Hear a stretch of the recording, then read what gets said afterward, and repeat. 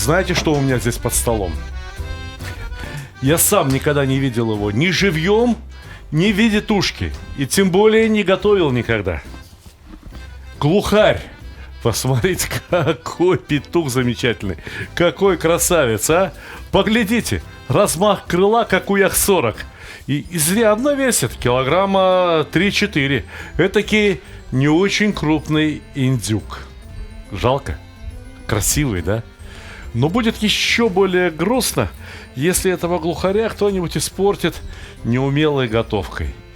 Поэтому сегодня я в виде исключения показываю рецепт приготовления глухаря. Такого в России никто не готовил. Глухарь под ладаном. 6,5 литров воды. Птица 3 килограмма. Итого примерно 10 килограмм объем будущей, так сказать, еды, не еды. Но соль-то уйдет и в бульон, который мы использовать потом практически не будем. Поэтому 1, 2, 4 ложки соли и, знаете что? 2 ложки сахара. Потому что фактически то, что мы сейчас готовим, будет называться рассолом. Да, горячий рассол, в котором птица постоит, размягчится, заодно просолится и подготовится к дальнейшему этапу приготовления. Соль, сахар, черный перец, причем обильно, причем молотый. И для того, чтобы черному перцу было в чем разойтись, я наливаю в казан масло, растительное масло. Ну, здесь жир какой-то есть на нем. Но когда он выйдет, а все ароматические вещества, которых здесь, в этом рассоле еще будет, должны же в чем-то раствориться. Вот в масле-то они растворятся лучше всего. А какие ароматические вещества, вы удивитесь. Ну, во-первых, можно взять, конечно, совсем прям натуральный шафран.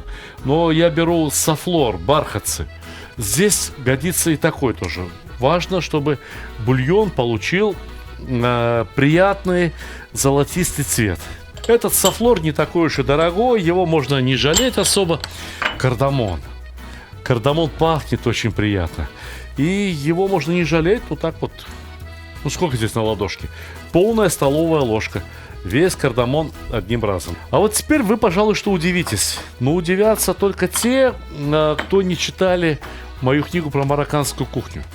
Хотя можно было бы прочитать и не мою, и не про марокканскую кухню, а про греческую. Дело в том, что и в марокканской, и в греческой кухне используется ладан. Ладан в кулинарных целях. По-гречески ладан, используемый в кулинарных целях, называют мастиха. А в арабских странах называют мастихара. Кстати говоря, ведь ладан и происходит именно из арабских стран. На юге, на юго-западе Аравийского полуострова, в Омане и в Йемене растет самый лучший ладан. Там растет дерево босвелия, смола из которого и является самым натуральным, вот этим так называемым сакральным церковным ладаном. Опускаем птицу. Чего ей ждать? Чего томиться? Пускай греется, пускай просаливается. Ну а то, что грудка осталась на поверхности бульона, так это может быть даже и очень хорошо. Ну и вот так беспрестанно необходимо поливать, и для грудки этого достаточно. Мы должны добавить в этот рассол, в этот недобульон еще кое-что. Еще кое-что, что должно придать будущему нашему блюду для пира несравненный вкус и аромат. Это, во-первых, чеснок. Обыкновенный чеснок. Вот так разрезали его по экватору, да, и вперед. Следующий. И точно так же лук. И точно так же морковка. Одним словом, все то, что, как правило, добавляют в бульоны. Морковка. И что сказать? Ну, чтобы уж было совсем по-привычному, то добавить лавровый лист. Но если не хотите готовить по-привычному, давайте добавим что-нибудь поинтереснее. Например, мне попался свежий молодой тимьян. Пахнет восхитительно. Пахнет прямо так, как и должна пахнуть дичь. И вот этот тимьян, чабрец, розмарин, что бы у вас там не было, с легким хвойным ароматом, добавляйте смело. Чай с чабрецом, помните на вкус? Разве этот вкус будет неуместным вот здесь, у этой птицы? Я полагаю, что абсолютно уместен. Знаете что, все, я больше не буду закладывать под этот казан дрова. Птица нагрелась, и достаточно, чтобы она просто полежала в этом рассоле, для того, чтобы как следует просолиться. Главная беда любой крупной птицы на обеденном столе – это то, что ее разрезаешь, а внутри она не соленая, невкусная. Но при повышенных температурах просаливание любой тушки происходит гораздо быстрее. И сейчас у нас текут два процесса одновременно.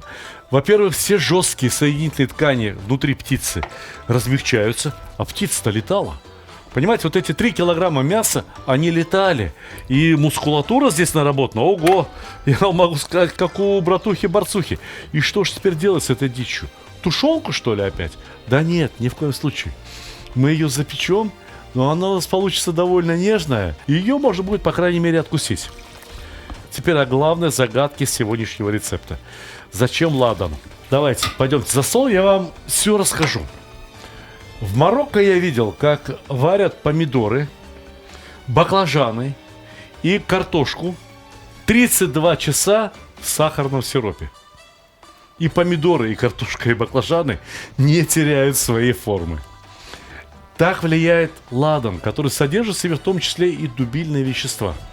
То есть мясо размягчается, но не разваливается после этого на куски, сохраняет свою форму. Когда я увидел вот этот эффект от ладана, кстати, в Марокко в качестве вот этого ладана используют чаще смолу ливанского кедра. Она обладает аналогичными свойствами. Так вот, когда я увидел это свойство ладана, я понял, что там, где необходимо что-то долго варить, но при этом сохранить форму, ладан нам поможет. А кроме того, блюдо, приготовленное с ладаном, получает необыкновенно приятный аромат. Необыкновенно приятный аромат. Вы знаете, уже сейчас из казана пахнет просто сказкой. Ну вот так птица стоит уже около часа, и пора подумать о форме для запекания, которую я для начала слегка натираю сливочным маслом. Сливочное масло еще пойдет в ход, и форма в конце концов будет просто утопать в соке от птицы, в птичьем жиру. Ну и будет здесь немного сливочного масла. Так вот, чтобы птица не лежала непосредственно на фарфоре, я нарезаю лук толстыми кольцами. И это будет вкусно. Это будет очень-очень хорошо. Больше того, я вам могу сказать, что наверняка кто-нибудь даже захочет съесть этот лук. Печеный лук — это вкусно. Давайте этот лук поэтому еще и посолим слегка сверху. Он же у нас кисоленый, да? Ну, чуть-чуть, буквально символически, не беспокойтесь. Да? И сверху лука положим по кусочку сливочного масла. Пусть лук промаслится. Да и этому глухарю будет не так скучно лежать. Будет у нас как сыр в масле кататься. Там, где есть масло, там, где есть лук, там, где есть лавровый лист. Скажите, пожалуйста, разве хоть что-то может быть невкусным? Разве хоть что-то может получиться не так, как нам нравится? Знаете что?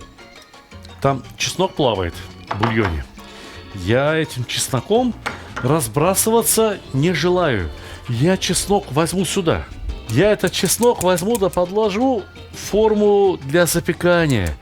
А что, чеснок тоже даст очень вкусный, очень приятный аромат. Все остальное из этого бульона мне уже не понадобится. Нет, мы это все остальное сейчас просто удалим. А вот сам бульон, точнее рассол, понадобится для приготовления гарнира. Здесь чесночок и здесь чесночок. Вот так. И будет хорошо. Еще раз. Птица провела в рассоле 1 час. Этого достаточно. Этого достаточно, потому что ей еще, как минимум, я предполагаю, пару часов запекаться. Ну что здесь думать и что здесь гадать? Сколько понадобится времени до полного приготовления птицы, столько и будем запекать. Дверь-то вот она. Открыли, посмотрели, проверили, хорошо ли ужарилась птичка или не очень хорошо. Можно, конечно, птицу смазать и каким-то растительным маслом. Но только в сливочном масле, помимо самого жира, молочного жира, очень вкусного, очень ароматного, присутствует еще и молочный белок. И этот молочный белок очень быстро зарумянится. Он поможет и шкуре красиво зарумяниться. Поэтому не слушайте никого, слушайте меня, Славика Ханкишиева. Я никогда плохого вам не советовал. Смазывайте птицу перед запеканием сливочным маслом. А окажется, что мало, нам все равно еще придется ее раз-другой доставать, переворачивать, поливать выделившимися соками. Так помажем еще. И будет на выходе чудо чудесное. И чтобы вот это чудо не падало туда-сюда, я сейчас найду шейку, я ее, шею-то пришлось отрезать, подложу непосредственно под птицу. Эдакая вот подковка на счастье. Ну все.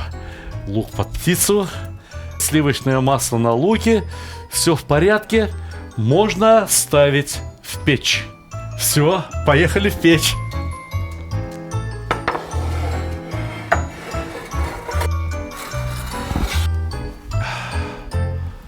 Все отлично. Выглядит очень благородно, но нам расслабляться рано. Нам необходимо освободить бульон от вываренных ароматических овощей. Вот от этого всего. От лука, от моркови, от чесночной шелухи. Потому что в этом бульоне мы еще и гарнир отварим. Да-да, посмотрите. А если чего вкусного попадется, например, как вот этот чеснок, так я его вытащу. Мы его еще успеем подложить туда, к птичке. Будет очень вкусно, поверьте. Птица уже запекается около часа. И я думаю, что самое время отварить картошку. Вернее, как? Не отварить, а подварить.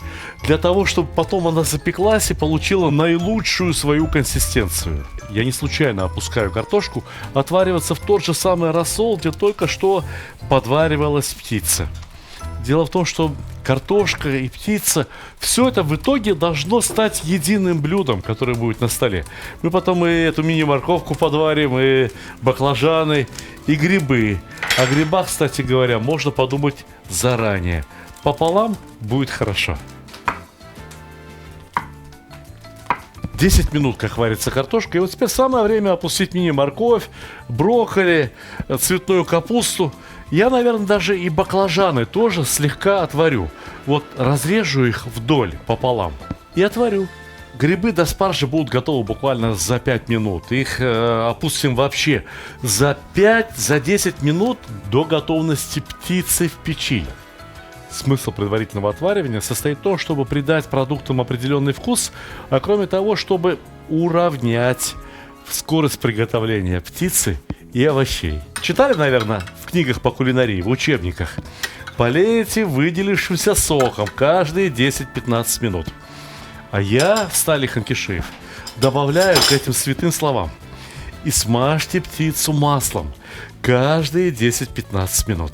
Все овощи, картошка, баклажаны, морковка в настоящий момент, можно сказать, полуготовы. Но они вполне готовы к тому, чтобы их разложить по противню, в котором и дальше будет запекаться глухарь.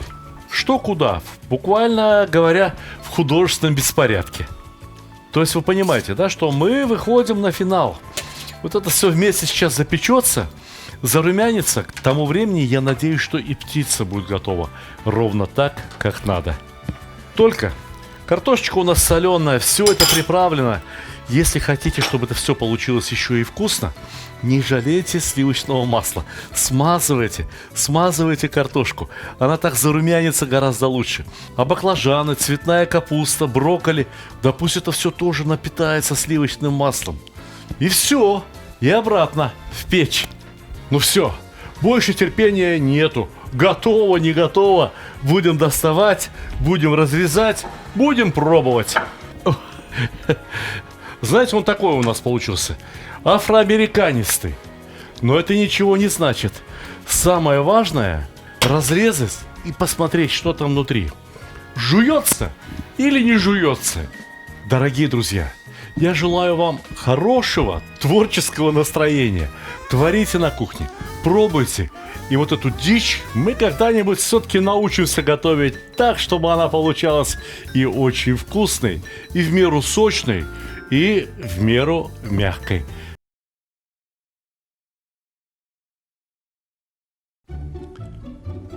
Самый лучший подарок – тот, который приносит радость и удовольствие. Особенно если речь идет о мужских удовольствиях.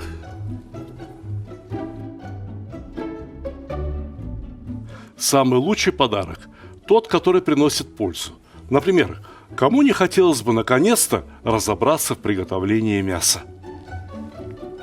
Самый лучший подарок – это то, что принесет хорошее настроение в погожий, солнечный день.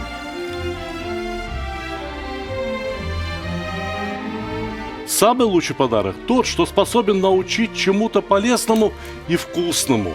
Ведь казан на кухне, как рояль в оркестре. Самый лучший подарок – это расширение кругозора. А вы думали, что плов – это блюдо с единственно верным рецептом? А не пора ли покорить все вершины великого блюда? Самый лучший подарок – тот, что может сделать человека счастливым. Ничто не укрепляет семью так, как вкусное и доброе застолье. Отличный подарок – это книга с новыми рецептами из хорошо знакомых продуктов, к тому же приглашающая в очень вкусное путешествие в мир Востока. Самый лучший подарок, когда все самые любимые и популярные рецепты собраны в одном месте, где текст превращается в видео, а картинки оживают. Полюбуйтесь, какой красавчик. Самый лучший, самый ценный подарок – это дружба между братскими народами. Теперь вы совершенно точно можете сказать, что с татарами вы уже давно пуд соли съели. Моя самая новая и самая любимая книга рассказывает о земле и раскрывает всю душу татар. Эти книги теперь можно купить любым удобным для вас способом. С автографом в моем личном интернет-магазине, либо с быстрой доставкой через Озон, либо с большими скидками и кэшбэком в мегамаркете. Ссылки в описании к ролику, а также в верхнем комментарии.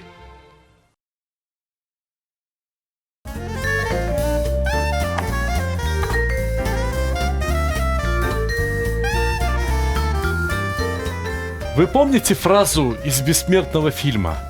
Дичь подавать, а он говорит: нет, клиент еще не дошел до кондиции. И только тогда, когда клиент доходит до кондиции, кто-то там громко произносит: Федя, дичь, а клиенту уже пофиг, какая там она эта дичь.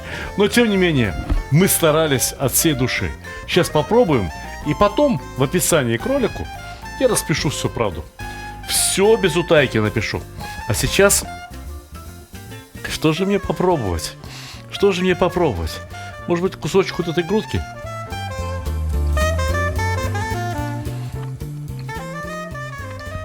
Дичь не может иметь ту же самую консистенцию, что домашняя птица. По элементарной причине. Дичь летает, дичь упражняется, и мясо у нее поэтому совсем другое. Ну, знаете что? А здесь очень даже есть что поесть. Вот тут возле шейки прям замечательный, очень насыщенный вкусом кусочек мяса. Да еще и сочный. Ладно, все, пока.